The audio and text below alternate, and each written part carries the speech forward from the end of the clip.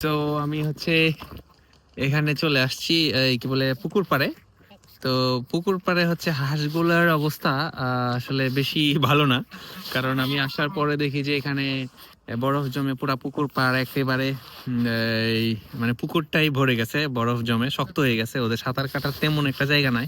ওই জন্য হাঁসগুলা করছে কি সব একসাথে, মানে এই যে জায়গাতে সাঁতার কাটার মতো জায়গা আছে ঠিক এই জায়গাতে আসছে। আমি যদি আপনাদেরকে দেখাই হাঁসগুলা কি করতেছে বা ওই পুকুরের অবস্থা, আমি একটু ক্যামেরাটা রোল করে আপনাদেরকে দেখাই।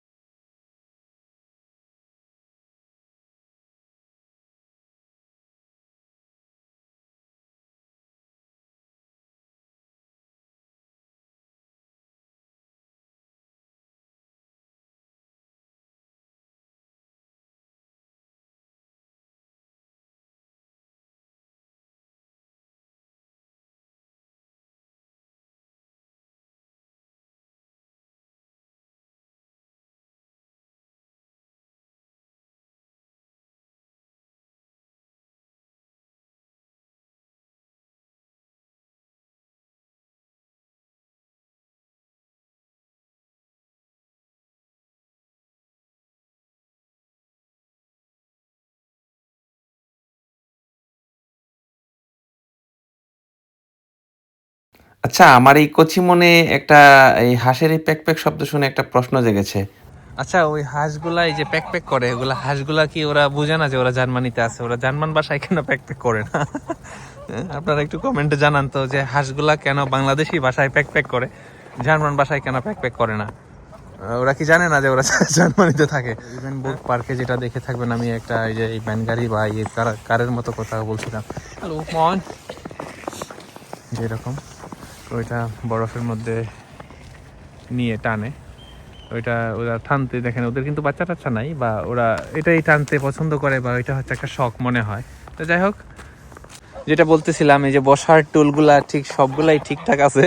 তো এখন হচ্ছে যে হাঁসগুলার এই যে এগুলা কিন্তু ওই ইয়ে ছিল, কি বলে, এই যে দেখেন এগুলার গলা বা এই বডি একদম ফুলে আছে ঠান্ডায়, ওদের অনেক ঠান্ডা লাগতেছে। হ্যাঁ, বোঝা যাইতেছে অনেক ঠান্ডা, কারণ এগুলা সাদা কালার ছিল, এখন মানে এদের কালারগুলো চেঞ্জ হয়ে গেছে। ওরা কিন্তু দেখেন আমাকে দেখেও ভয় পাইতেছে না, কারণ ওদের এখানে খুব অসহায় হয়ে গেছে এই মুহূর্তে।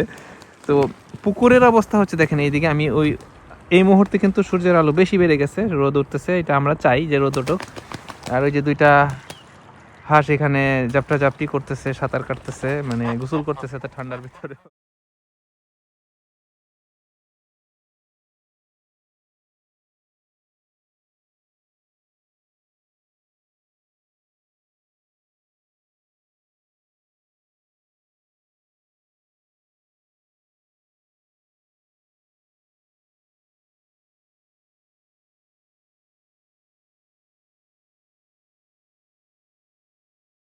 লাগলো।